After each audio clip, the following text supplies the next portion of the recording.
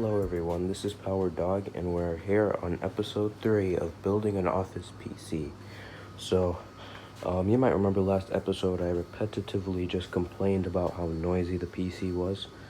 There's that, and there's some more drivers that need updating, like the audio drivers, and I still need to fix that Internet Explorer issue. So, in this episode we're going to be dealing with all those things. So let me just show you quickly how loud the PC is when I start it up.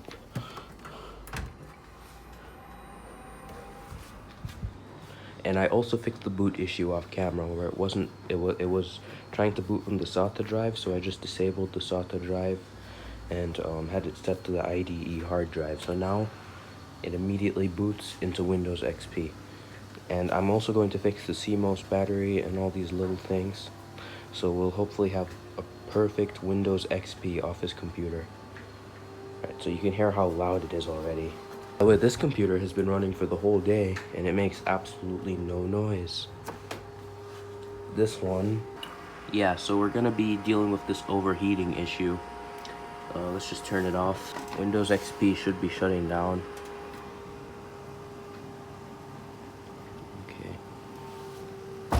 Okay, I'll see you after all this is done and I have the PC ready to be disassembled. Okay, here's the PC. There's all the cables I had going to it. So, let's flip it on its side and get into it. Okay, so, let me just take this off. You can see back here, the fan vents out. The fan vents out into just a metal box. So I'm gonna remove one of the slots at the front, and that will act as a vent. This one probably. And then we need to take off the front bezel. So I'll just time lapse all of that.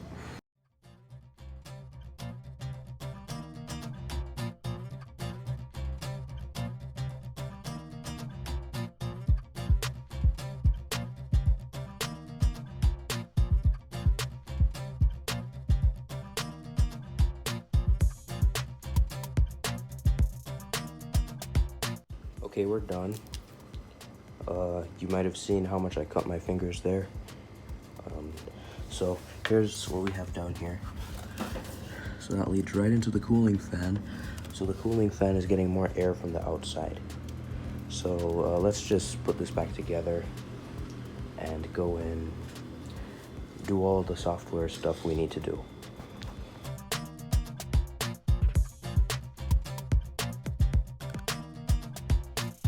Okay, I plugged it in and something just started making a weird tumbling noise. That might be it. Like just a, I'll show you.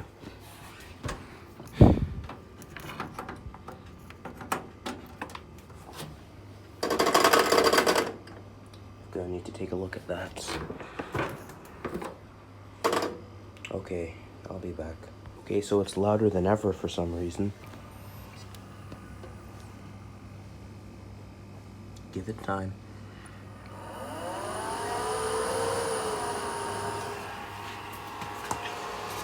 There's certainly more air coming out the back now that this has space. The heatsink, fairly warm, but not. Okay, the PC just shut back off. That's why I was a bit afraid to take it apart, because weird things like this would start to happen.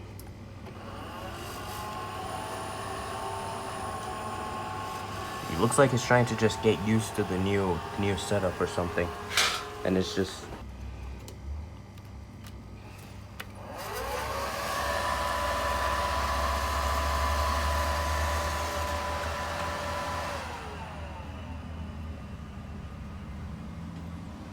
What on earth is this?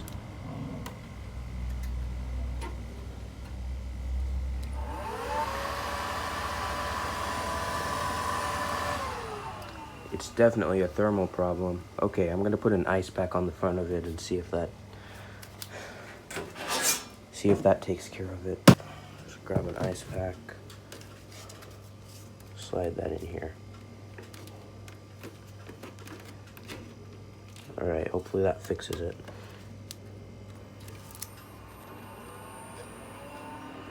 Should feel cool air coming through the back.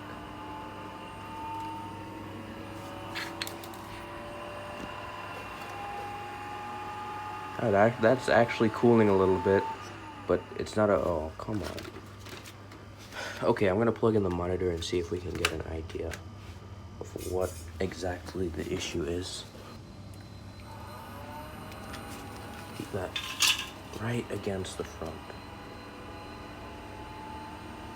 It's probably gonna say it failed due to a thermal overload. Either that or having no monitor is causing something. Okay, I'm gonna go off camera and figure this out. Exactly what I suspected. Previous shutdown due to thermal event. So that means it's like my modifications just made things even worse. And it still sounds loud, if not even worse than yesterday, so, and there you go. It's the Intel Pentium processor, because the thing is known for getting hot.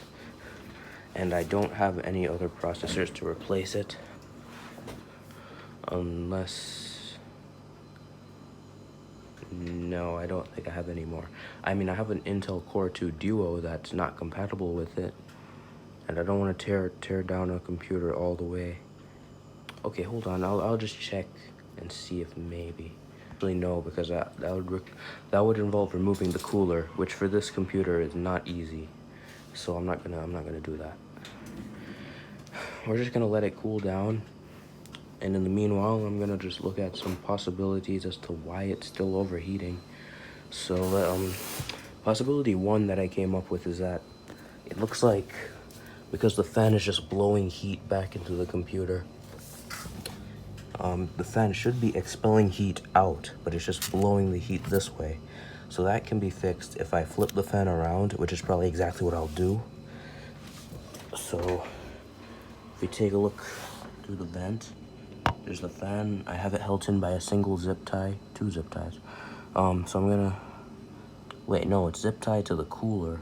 So to flip that over, it might require removing the cooler, which I really don't want to do. Removing the cooler is too much effort.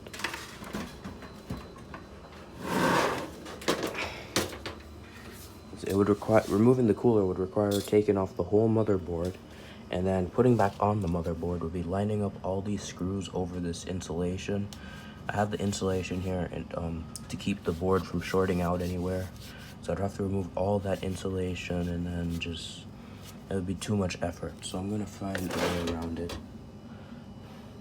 So I think the best way is to just put some new zip ties on the fan and put it in the other way. So yeah, let's just attach this hard drive, that out the way, and the fan is held in by these zip ties. So I need to get something to cut those zip ties. Then I'm gonna flip the fan around and put in some new zip ties. Okay, now it's time to cut the zip ties. Alright. It's actually pretty easy to cut. Okay, I've got everything sorted out. The fan's flipped around. It's not zip tied back in place because I just need to test it. So let's turn it back on and see if it should be expelling the air out the front. So let's see.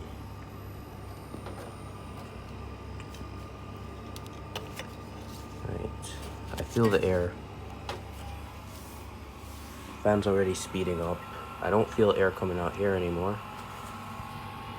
So it's taking hot air out the system and blowing it out the vent. I still think it's very ironic that trying to fix the heat issue, I got a thermal event. Like, even before, without the vent, it was doing that. Alright, so it's still doing a very similar thing, and it goes out. Okay, I have another suspicion, and this is going to require taking out the motherboard, so I'll see you after I do that. Okay, so I got the motherboard out. You can see that this is a Dell, what does it even say? Well, it was made in 2004, so it's super old, but here it is.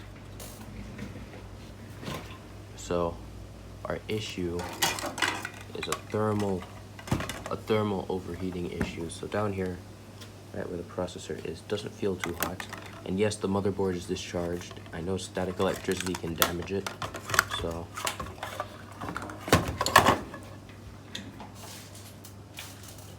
when I look at the insulation that the board was on, I actually don't see any signs of burn marks or anything on the insulation.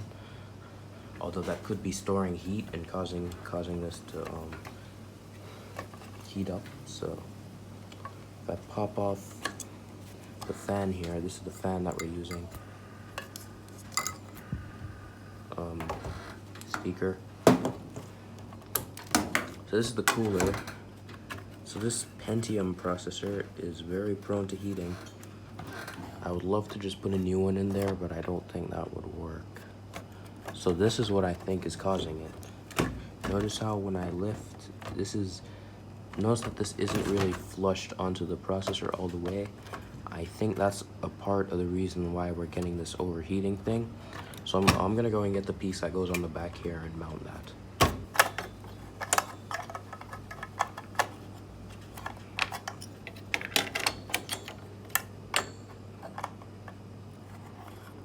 Clip this.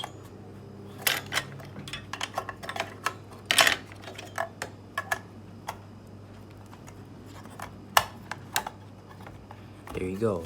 So then that will really make sure that the board is firm and we won't have that issue. So the tough thing is going to be making sure that we don't have any shorts on the board, because although there were screws there originally, we still have, like, see, one didn't have the little thing to prevent shorts, so I had to put tape over it, and the other one has it but not much of it. So I'm just gonna put some screws in there. And yeah, I know it's silly that I'm using wood screws to do this, but I've seen people building computers out of wood, so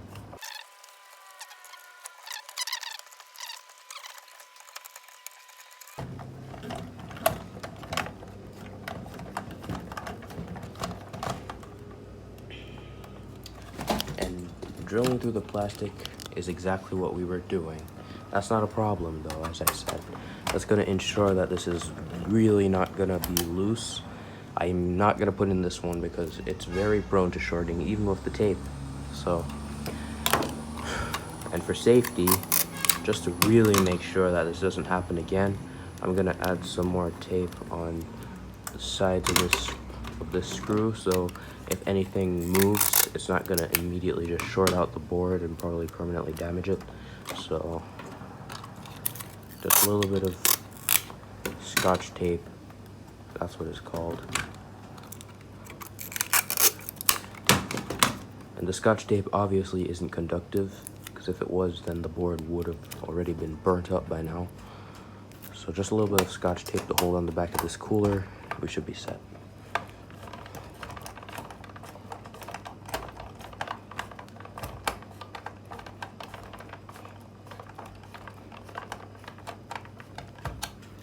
Three screws should be enough just to keep this on top of the processor. So let's see. That's pretty firm. It's flush over the processor now. I'm gonna put in some fresh zip ties and reattach this fan, and I'm going to reattach the fan blowing outwards to make sure that there's no air just blowing back into the computer. So I'll go grab some zip ties.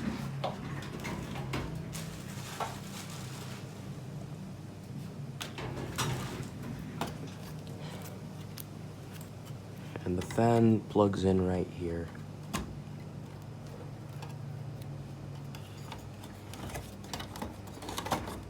And as for the insulation, I can't remove that because if I do, we will have shorts and all sorts of bad things taking place. So the insulation has to stay there. I would love to remove it though, because it would probably help prevent heat conduction, but it has to be there. So. Oh gosh, that was on. Oh, I hope that the Mac didn't just short that out. But as I said, there should be no charge left in it. So.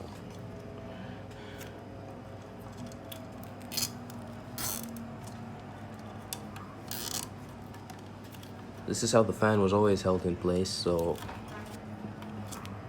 you can't really blame me for having this idea.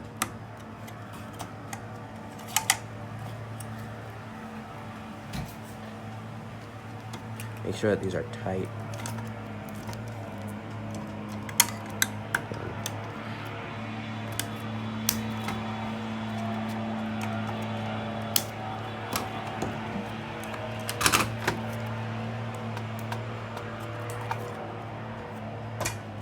There are always just loud trucks. Always. Can't avoid them.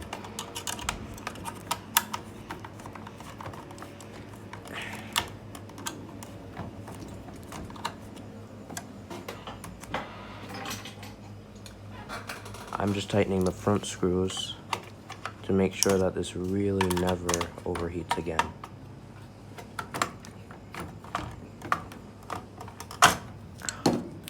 I have nothing that can hold that in place when I tighten.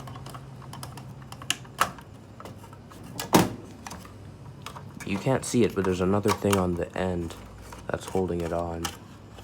This electrical connector, and it's just not tightening in it, so I'm gonna go get some washers. I can use this because it already has a hole in it.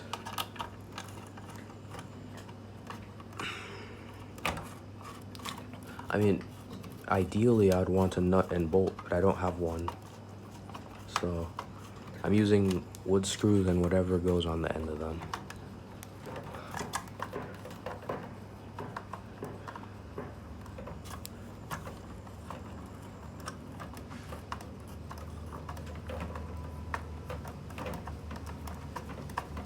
Okay, if that cooler falls off, something is very wrong because that's tight. To be extra safe, I'm gonna put another one on this. Okay, I got one, just need to take the nail out of it. Got it out. Now, we put in our final screw, and then this cooler should be permanently fixed in place. Okay, that feels sturdy now. So that cooler is on, and it's not coming off. And hopefully never ever again will I have to take out that motherboard, because as you can see with all this Amazon packaging that I have stuffed in there, it's not the easiest thing to line up the screw holes with the holes in the packaging. So okay, I'll see you after I have everything fitted up and we're ready for the test. Okay, we're ready. Even though I might not have everything hooked up, I have the basics like the power supply, main wire, and the little secondary one hooked up. So we're probably not gonna get any display, but my question is, how loud is it?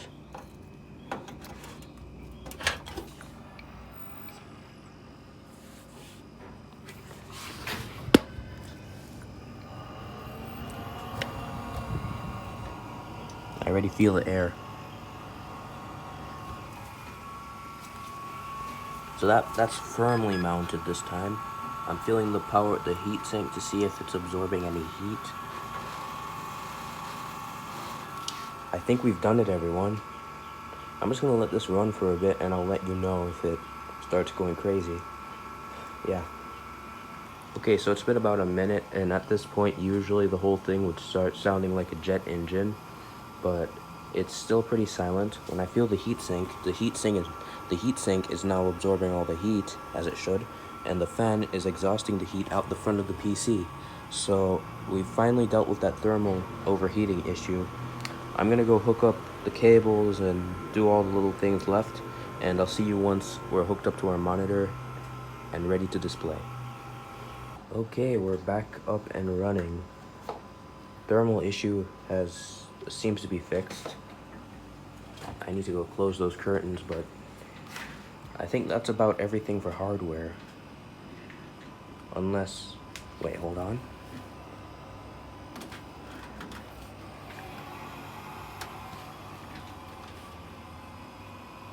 I'm not gonna worry about it. Now that I know that all the obvious issues have been fixed, anything else that takes place, I'm just not gonna worry about it. So, by the way, that hard drive there, actually, that hard drive, when the fan was sucking in the heat, it was sucking it was sucking the heat off the hard drive as well and blowing it into the cooler. So that is probably another reason why we're having overheating. How's the cooler feeling?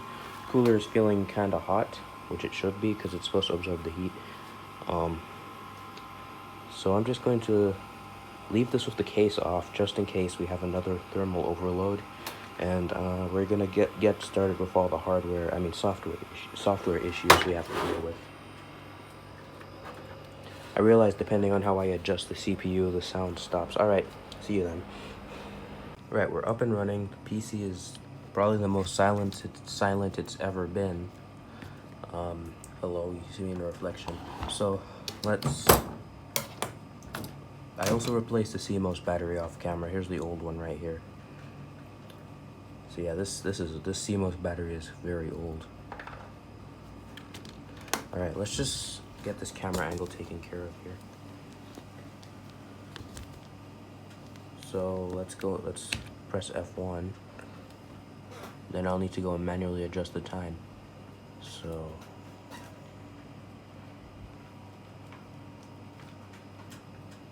see, automatically boots into Windows 10 without me having to manually go to the drive. And there you go. Keep on forgetting that I have to, okay, whatever, let's go. Okay, here we are in Windows XP again. So we have other outdated drivers to deal with, but it's a lot easier now that we have internet connection. And I'm sure once I deal with those drivers, all these hardware setup things will go away. Every time I boot up this computer, all this garbage pops up, so. Let's go into driver max and see if maybe it'll allow me to update since it's the next day. So there's Intel chipset, standard PC. Okay, I want to update the audio so we can hear things. Most importantly, the network driver works. I'm very relieved. I thought I'd have to give up. Only pro users can download. Okay, I'm just gonna close this out, and I guess the first thing we do is go and find that driver. So let's go over to the Windows PC. Okay, here we are.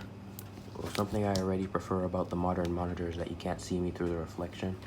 So we're going to go to. So now let's go and search. Let's go and search for. What is it again? We're gonna search for Dell Optiplex. I totally forgot what it was. Dell GX620. So we're gonna look for the audio drivers. This is the same. Is this the same site? Hold on. Inf, because it uses an inf file. All right. Well, we want to look for the inf drivers so that way Windows XP can read it and we can replace the outdated audio driver. I really want to get audio on it so we can play web games and hear sounds and things. So.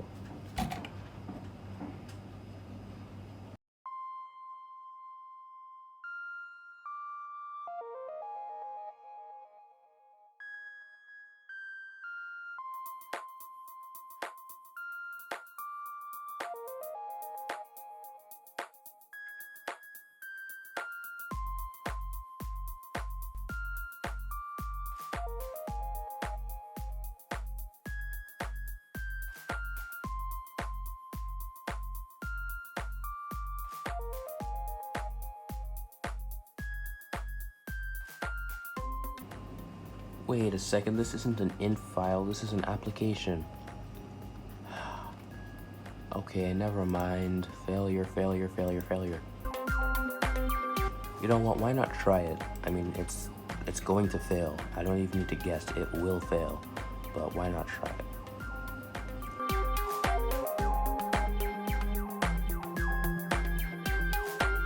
Okay everyone, so we're back. I just quickly browsed and found a possible solution. I mean, it's likely not going to work until I find an INF file, but we're gonna try it anyway.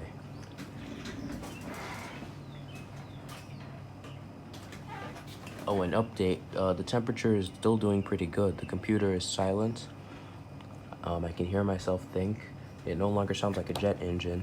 It just sounds like a computer. So our temperature thing worked. So things are starting to turn around and they're going a good direction. Okay, somehow Windows fell asleep. Let's go into my computer. There's going to be a program. We run that program. By the way, I was trying to get Opera, but it's not running, no matter how many times I click. So this is what I used to get the Ethernet. I don't remember what website, but it worked pretty well, and I got my Ethernet. So here's our. So this is for ATI Radeon for Optiplex GX20 on Windows XP.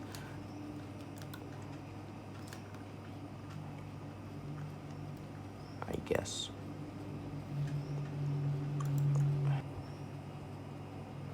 All files were successfully unzipped. ATI software. I don't know if it was an ATI driver, but it was. Oh, setup was not available to find components I can be installing here. Okay, let's go into Device Manager and see if I can figure this out manually. I'm so glad to see network adapters is not under this category, because that would make things so hard. Okay, so there's multimedia audio controller. This is the thing that's not working.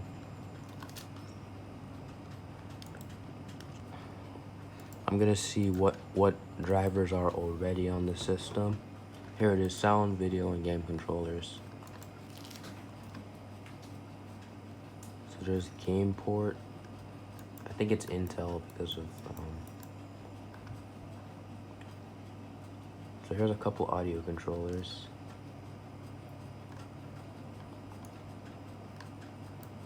We'll just try each one until the hardware installs successfully. Okay, no, not that one. Not that one. Not that one. Not that one. And not that one. So we just have to try it with them and see if.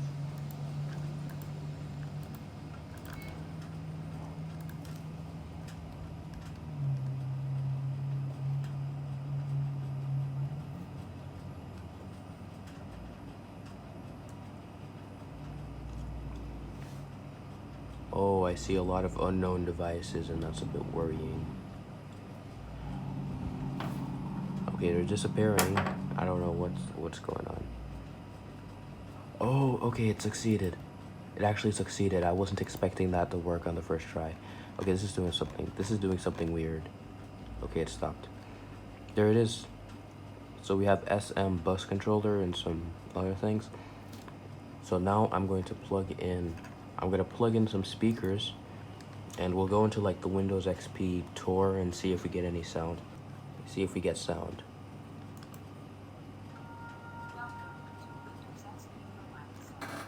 Yeah, do you hear that?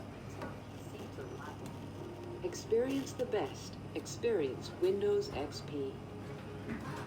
See for yourself how easy Windows XP is to use. Take this brief tour. Safe and easy personal computing. Thanks to Windows XP, personal computing just got a whole lot easier and more fun. Unlock the world of digital media. Windows XP is your ticket to exciting digital media at home and on the internet. The connected home and office. Get connected. Windows XP makes it easy to share and link computers. Okay, we get it. So there you go. That's our audio driver taken care of. We just have to deal with this Safari web browser. Sorry, not Safari. This Internet Explorer thing that's happening. Like if Device Manager is still open. We have these other things like SM bus controller. I don't know what that does. Details. I don't know.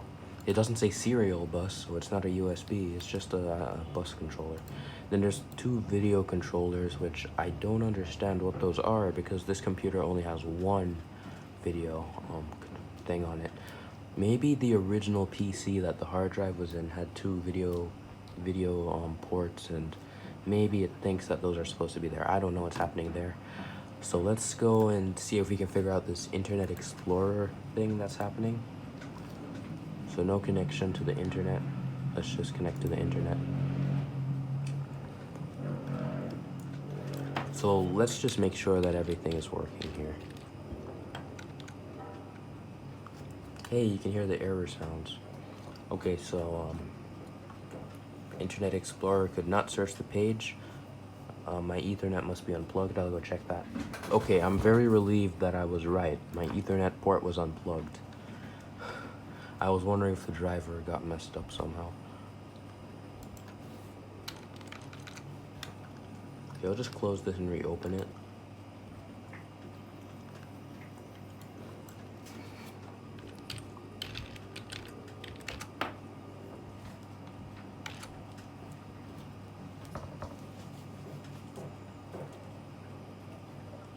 And there you go.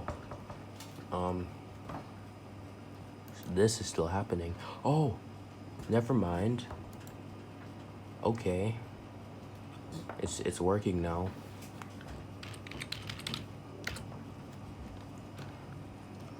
That's totally fine.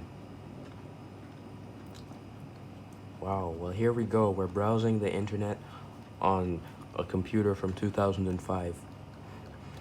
That's really cool that it's working now, so why don't we just make sure that everything really works?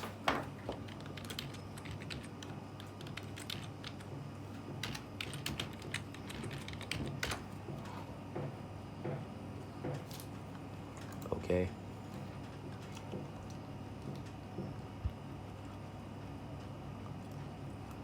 I don't know if you can tell what I'm looking for.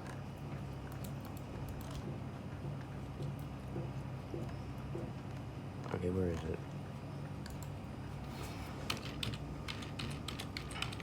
Maybe if we go to YouTube.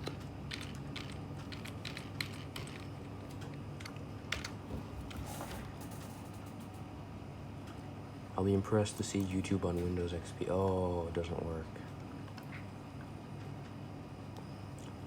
The refresh button is not gonna do a thing. It just doesn't work. Okay, let's go to the Induscom website.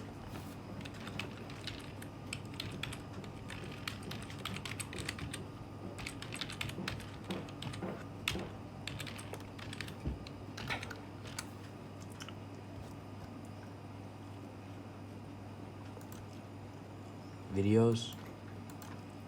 I meant all. I don't think any web pages can be displayed, so that's a bit weird.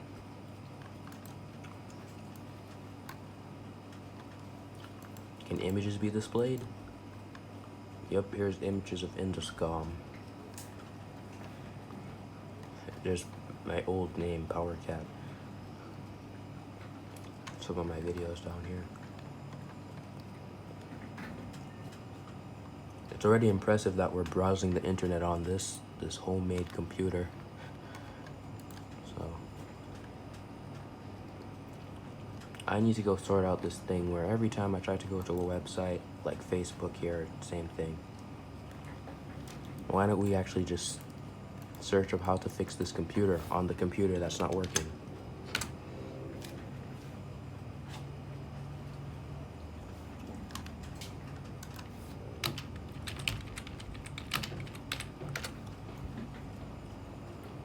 I spelled Windows wrong.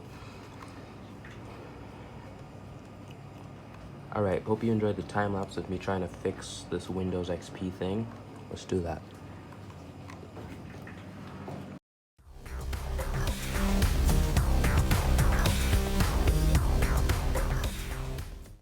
And yeah. Okay, I'll just go to the modern PC and see you after I find out how to fix this. Okay, here's a quick update. It seems to actually be trying to load up a web page now. Let's see if it does. It's very slowly trying to load up a web page. And the same thing. I'll be there eventually. Okay, it must be like 2 or 3 hours later. I've been looking and looking and looking, and I was also messing around with the different features of Windows XP, and I finally found a browser. It's called MyPal, and I downloaded the 32-bit Windows XP version.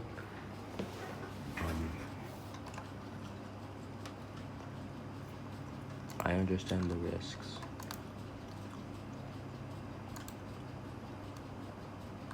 There you go.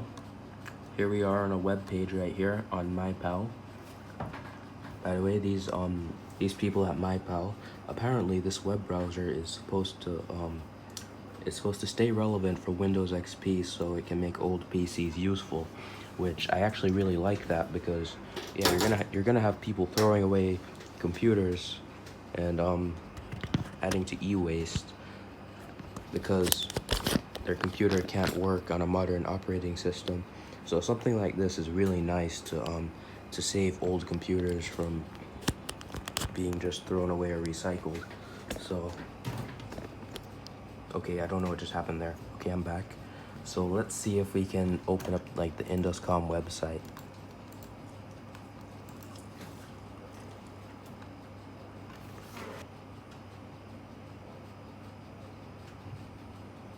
And there you go. Although it's not loading up the images, but here we are, browsing the internet on a computer from 2005. And here we are. Yep, YouTube on Windows XP. It's still loading, a little bit slow, but there you go.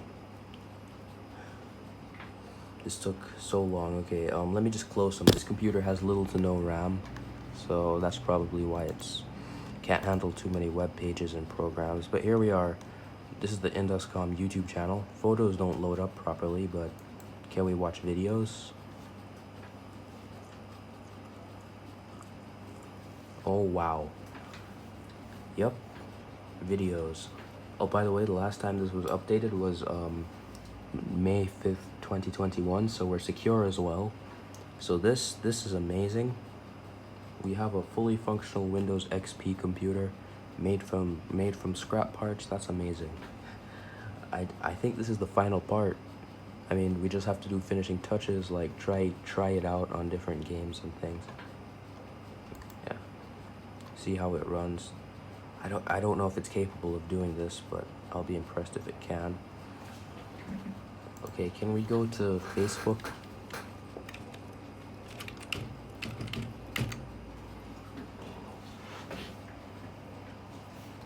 Guess you could say it's a little bit too secure, and here we are, a very simplified version of Facebook.